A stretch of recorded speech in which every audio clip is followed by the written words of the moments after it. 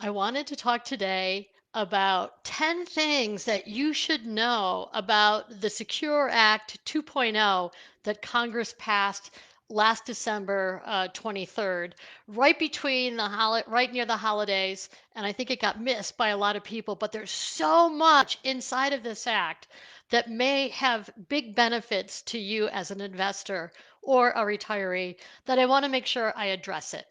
So let's dive in. 10 things you should know about the Secure Act 2.0. Number one, required minimum distributions, RMDs, believe it or not, are increasing from 72 to 73 and will increase again to age 75 in the year 2033.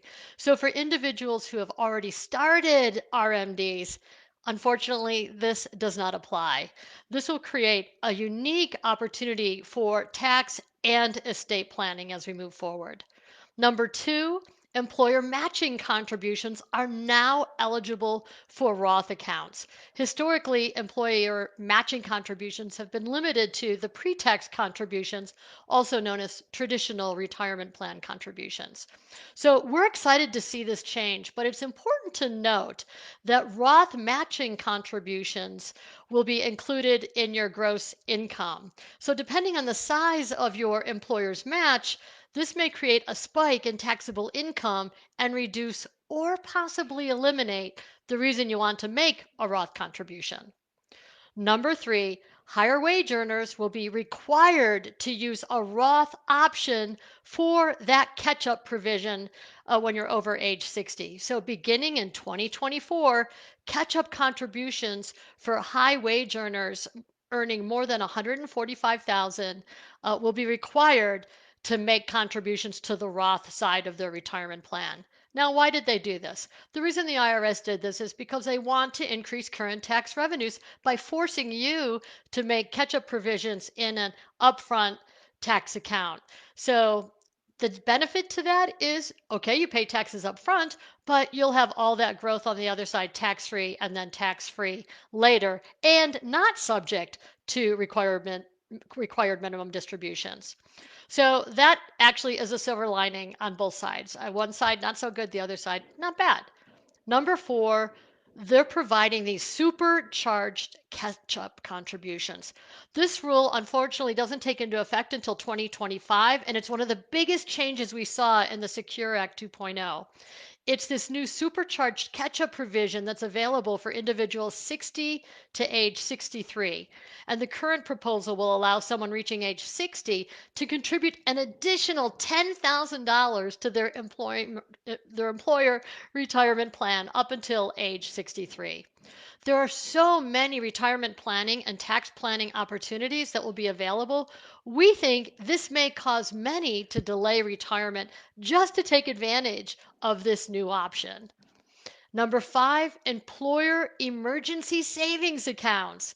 Employers will have the benefit of offering, again, beginning in 2024, an employer emergency savings account, and they're calling these ESAs. These new accounts have been created because of the COVID pandemic and a way to help people have emergency funds. These ESAs will have to be attached to an employer retirement plan, and employees may be auto enrolled up to the 3% of your annual compensation. So it's kind of a forced emergency savings account that I think has huge advantages for many, many people. Number six, transferring funds from a 529 plan to a Roth IRA. Effective in 2024, beneficiaries of a 529 plan will be able to move funds from the 529 to a Roth IRA. There are a few rules to qualify for this transfer, and likely more will be added with legislation coming into effect. The biggest hurdle being that the beneficiary of the 529 plan must have wages, and the funds must be transferred to a Roth IRA in the name of that same beneficiary. So this has been a major concern for parents and grandparents and overfunding a 529 plan due to the limitations on how much money that can be transferred into a beneficial 529 and then what to do when they're no longer in school. We are happy to see this is now being addressed as 529 plans have increased significantly in popularity over the past several years. So, this will be a great planning opportunity for grandparents who wish to help grandchildren but want to make sure that the funds get used appropriately or for specific purposes like education or retirement. We're very excited about that one. And then number 7, new IRA options for surviving spouses. Starting next year, surviving spouses will have a new distribution option for deceased spouse retirement assets. They've not been able to elect to be treated as their spouse for RMD purposes.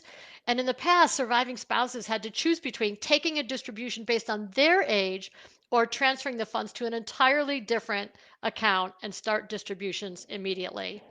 This new rule for surviving spouses will specifically benefit couples who have a large age difference and allows for more flexibility. It's important to note this decision is irrevocable at the current time. The rules may be adjusted later or expanded for certain hardships. And number 8, reduced penalty for missed required minimum distributions. Beginning next year, the penalty for missing an RMD will decrease from 50% to 25%. And individuals may be able to further reduce the penalty down to 10% if they take the missed distribution during the new correction window, which as of now is approximately 2 years after the missed payment. So, what's not outlined in the new rules is whether this applies to inherited IRA RMDs. And number 9, employers will be able to match student loan payments. Another employee benefit from the Secure Act at 2.0 is the ability for employers to match student loan payments next year. We think this will take off in popularity as the cost to attend college continues to increase and more individuals take on student loans. It's not completely clear if these matching contributions will limit the amount an employer can match in a retirement plan. So we'll have to wait and see the IRS guidelines offering any additional guidance on this issue. And lastly, number 10, a new savers match for IRA contributions. Individuals who make contributions to a traditional IRA will get a $2,000 savings match. And this match is offered as a credit. Yay! We love credits, dollar for dollar off your tax return, bottom line. So the match will be offered as a credit, allowing individuals to reduce their taxes owed by $2,000. So if you owe $4,000 in taxes, you will only owe $2,000 in taxes to the IRS. If you owe $2,000 in taxes, you will owe zero to the IRS. So there will be some testing rules that could limit the use of the savers match, but also create some wonderful opportunities for retirees who are considering going back to work for healthcare, play money, or just something to do. It's important to note to receive the credit, you must have a tax liability of at least $2,000 or you will lose it.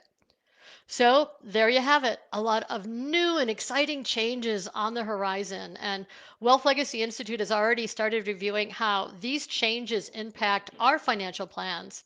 And please make sure to ask your financial advisor how the Secure Act 2.0 may impact your retirement planning. So if you think this has been helpful and you know someone who may benefit from this, please share it, pass it along, and thank you for your time. Take care.